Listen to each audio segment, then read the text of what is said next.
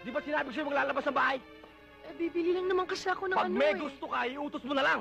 Eh, nahihiya na nga ako sa inyo dahil ayoko na maging pabigat pa sa inyo eh. Nakikipagtulungan na nga ako dahil ayoko kayo bigyan ng problema pa eh.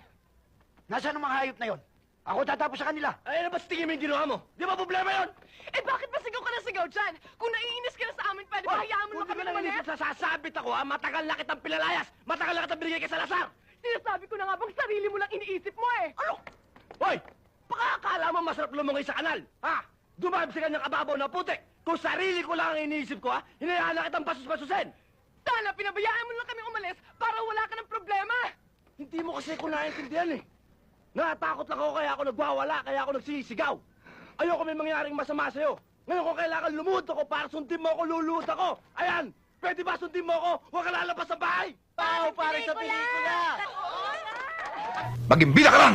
Sir, nagsasabi lang ho naman ako ng totoo tungkol sa baluktot at maling patakarang umiiral dito sa departamento. Nagsasabi ng totoo? Bullshit! Ang sabihin mo, wala ka ng utang na loob. Hindi ka pa marunong makisama. Sir, ano ho bang gusto niyong pakikisamang gawin ko? Ang maging manhid sa mga katiwalian nangyayari sa aking paligid?